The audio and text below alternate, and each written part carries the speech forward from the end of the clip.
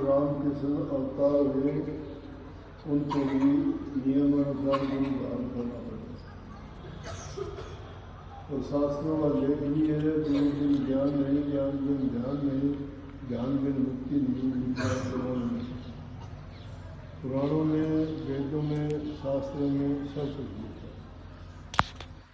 गुरु पापों से मुक्त करता है, वार से पार करता है, जन्म मरण का दुखड़ा मिटता है, शारीरिक, मानसिक और आत्मिक हर प्रकार से जो शिष्य मन, वचन और कर्म से पूर्ण विश्वास के साथ समर्पित हो जाता है, उसके सारे दुख को हटते हैं। लेकिन अगर कोई ऊपर से दिखावे की, नाम मात्र की या रीस की, एक दूसरे को देख के काम करता है, उसके लिए चाहे वो मन में सोचता रहे, लेकिन क्योंकि वो पूरी तरह से पाक, साफ और पवित्र नहीं है। जिस प्रकार से किसी बर्तन के अंदर छेद हो तो उस बर्तन में हम कोई तरल पदार्थ डालना चाहें, उसमें नहीं रुकेगा। बर्तन तो है वो, लेकिन उसमें छेद है, उसमें उनको रोकने की शक्ति नहीं है। इसी प्रकार से जो लोग बिना विश्वास के, बिना श्रद्धा के, बिना समर्पण के, बिना त्याग के और बिना प्रेम के, कोई चाहता हो कि मैं अपने जीवन को सफल कर लूँगा, दुनियादारी की पदार्थ चीज़ें आपको मिल जाएंगी, उनमें सुख और खुशी ढूंढने वाले शायद कुछ समय के लिए उनको पाके मन में मस्त भी हो जाएंगे, परंतु उनसे जो उनको मानसिक सुख मिलेगा, शारीरिक सुख मिलेगा, लेकिन आत्मिक शांति उनको नहीं मिलती। जब तक आत्मा को आनंद नहीं आता, आत्मिक शांति नहीं मिलती, दुनियादारी के सुख जो हम धन में, बल में या दुनियादारी की जो भी वस्तुओं को पा के खुश होते हैं समय के लिए, तो उनको वो सुख नहीं मिलता। संत मत के लिए सीधी बात यह, संतों ने वाणियों की रचना इसलिए की कि जो लोग भजन बंदगी नहीं कर सकते, ध्यान समाधि में समय नहीं लगा सकते, नाम का सुमन नहीं कर सकते, कम से कम अगर वो संतों द्वारा रची गई वाणी का कुछ समय के लिए श्रवण भी कर लें, जाप करने बहुत अच्छा है, वो भी अगर नहीं कर सकते तो श्रवण सुन भी ले तो भी उसे जीव के पास सकते हैं। लेकिन वो सुनना भी किस ढंग से हो, सुनने को तो अब भी बहुत लोग सुन रहे हैं, यहाँ बैठे हुए भी यहाँ नहीं बैठे, शरीर बैठा, मन कहीं और घूमता है, क्योंकि मन का और भक्ति का एक दूसरे का विरोध है। मन विराट के जीव को चलने ही नहीं देगा, ये मिनट में बाहर निकल जाता है, बदल जाता है, ले जाता है इंसान को, टिकता नहीं है। इसका ध्यान पता नहीं कहाँ का कहाँ भटक जाता है। जब सत्संग में आते हो तो आदमी को एकाग्रचित होकर मन को रोकना सीखो, अनुशासन में रहना सीखो, नियम के मुताबिक काम करते चलो, मंजिल अपने आप में। कुछ समय के लिए दिक्कत परेशानी होगी, आदमी को लगेगा कि भाई, क्योंकि शुरू में जो छोटा बच्चा है वो भी स्कूल में जाना पसंद नहीं करता, कब जाता है, उसको भी हम लालच देते हैं, कभी मिठाई का, कभी अच्छे कपड़ों का, कभी खिलौनों का, कभी कहते हैं तुझे छुट्टियों में वहाँ लेके चलेंगे, ये करेंगे, उसको लालच देते हैं। ये मन भी उसी प्रकार से बच्चे की तरह से खिलौना है, वो भी बात में भागने की कोशिश करता है। कहीं भी है कबीर साहब ने कि मन मेरा मस्करा कहूँ तो माने रोष, जिस मार्ग साहिब मिलता है चालक है, जिस रास्ते पे चलते तो प्रभु की प्राप्ति, उनका दर्शन मिलता है, उस रास्ते की ओर तो एक कदम नहीं रहेगा। और दुनियादारी की चीज़ों में देखोगे आप, पूरी रात बिता देंगे, शाम भजन नाच गाना होगा, शाम सुनने में चले जाएंगे, 4 घंटे लगातार बैठे रहेंगे। बल्कि अगर उनको पेशाब और पखाने के लिए भी जाना पड़े तो कोशिश ये होगी कि ये सीन देख के चलूँगा, उसको नहीं छोड़ना चाहिए। सच्चे तो बहुत ऊँची चीज़ है, उसके लिए इतनी अगर लगन हो जाए जितनी दुनियादारी की चीज़ों में, तो फिर आदमी के कष्ट रहते ही नहीं। परंतु हम हर जगह जाते हैं, मंदिर जिसका मंदिर में चले गए, गुरुद्वारा जिसका वहाँ चले गए, कोई देवता का नाम आ गया वहाँ हाथ जोड़ दिए, कहीं चारी खरीदी कि वहाँ भी मत्था टेक दिया, कीर्तन होता है तो वहाँ गए, सब जवानी कहीं होती है वहाँ चले गए, लेकिन मन से भी नहीं ठहरता रुकता।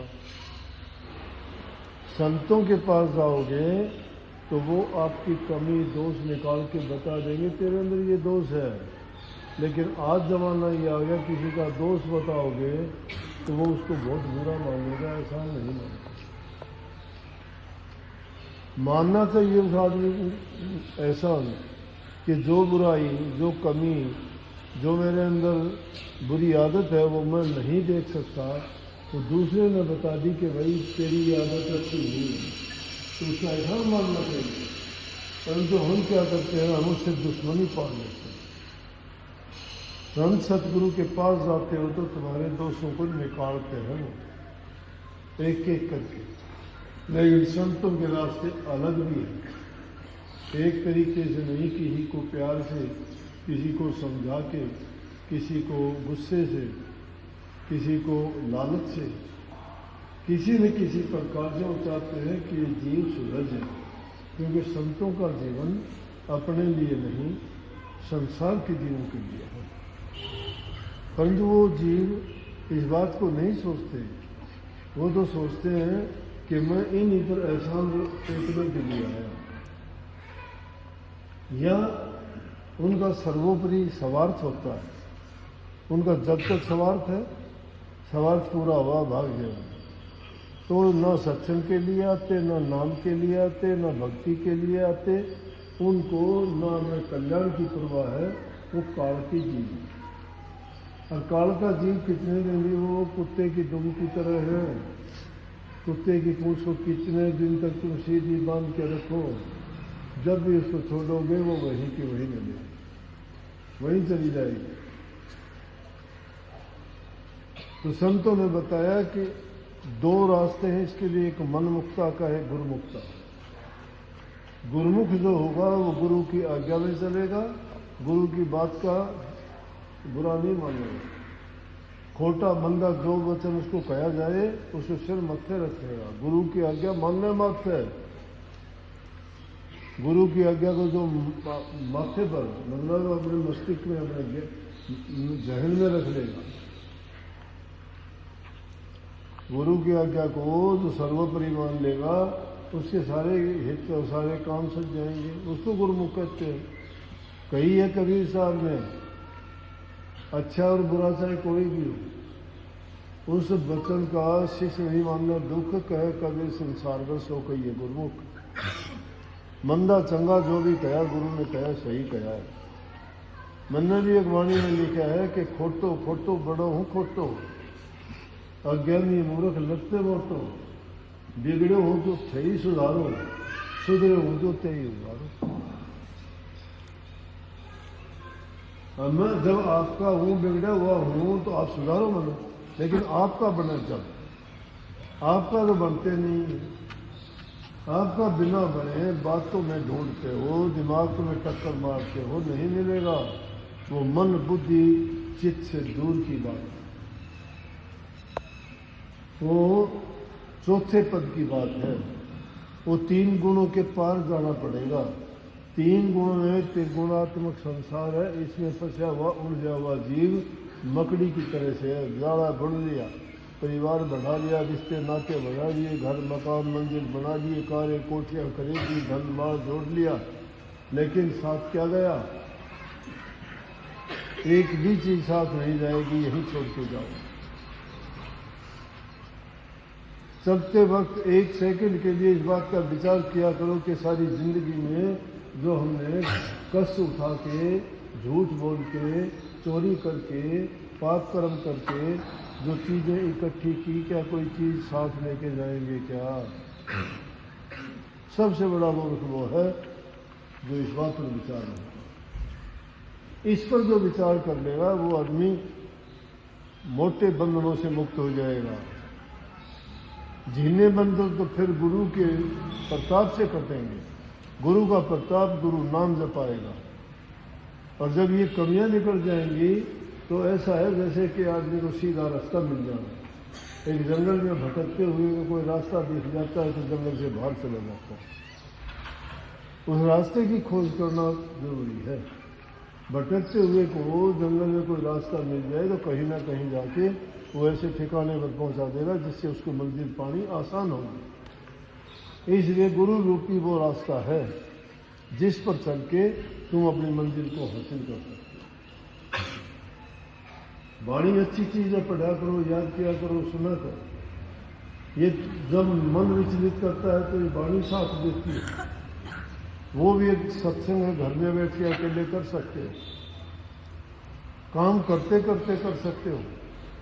जो गीत शब्द तुम्हें याद हो, विरह का हो, प्रेम का हो, त्याग का हो, या वो किसी तरह का भी है, जो रचना संतों ने रची है, वो हर प्रकार से जीव का कल्याण करती है।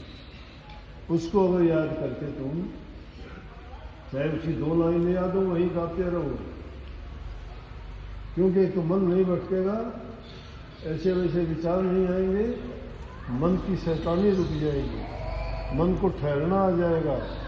और मन चंगा तो कठौती में गंगा। जब मन ठहर गया तो समझो कि संसार ठहर गया। ज़्यादा नहीं तो कम, लेकिन थोड़े में भी बहुत ज़्यादा सत्संग की तो आधी घड़ी तप के बरस हजार, तो भी नहीं बराबरी संतन क्यों विचार। तप के 1000 बरस और सत्संग की तो आधी घड़ी बहुत। एक घड़ी आधी घड़ी आदि से पुण्याद, तुलसी संगत साध की हृदय कोट अपराध। एक घड़ी से भी आधी घड़ी, आधी घड़ी से भी आधी, आधी से भी आधी, आधी से भी आधी हो जाए तो भी ऐसा मतलब 2-4 मिनट पल का सत्संग भी जीव को उभार देता है, उसका जीवन संवार देता है। उसमें जो हमें लाभ मिलता है वो किसी चीज में नहीं। बहुत बहुत आशीर्वाद।